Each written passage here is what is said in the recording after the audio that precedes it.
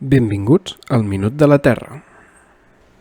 Ja a l'edat mitjana, els miners van veure que com més avall es cavaven dins la terra, més calentós s'estava.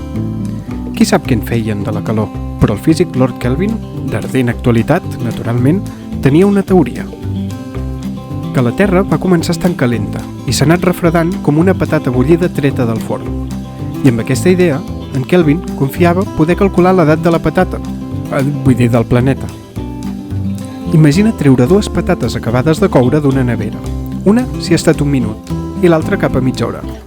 La d'1 minut encara estarà ben calenta, però l'altra haurà anat perdent tota la calor del voltant i hauràs d'excavar molt endins fins al centre per trobar el que quedi de calor. Per això, en principi, pots saber quan fa que es va bullir la patata mirant com de freda està la superfície.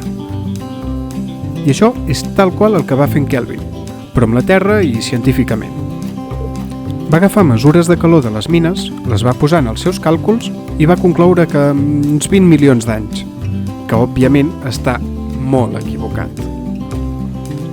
Bàsicament, les altes temperatures de la crosta de la Terra li van fer pensar que el nostre planeta estava acabat de sortir del forn universal, però ara sabem que l'edat és de 4.000 milions d'anys i mig.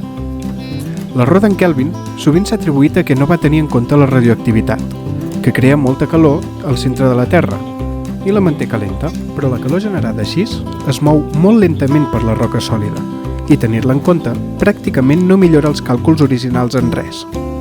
L'error de perspectiva d'en Kelvin va ser pensar que la Terra era com una patata bullida, un cos sòlid, la calor del qual es va dissipant lentament.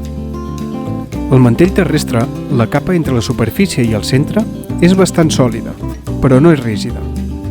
De fet, la roca més pròxima a la part exterior del cor arriba a tals temperatures que esdevé més plàstica, com si fos de cera calenta.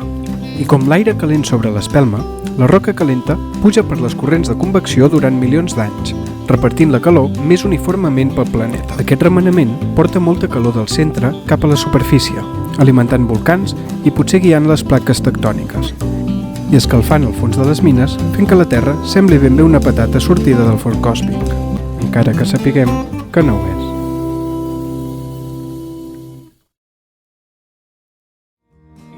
M'agrada. Em subscric. Comparteixo.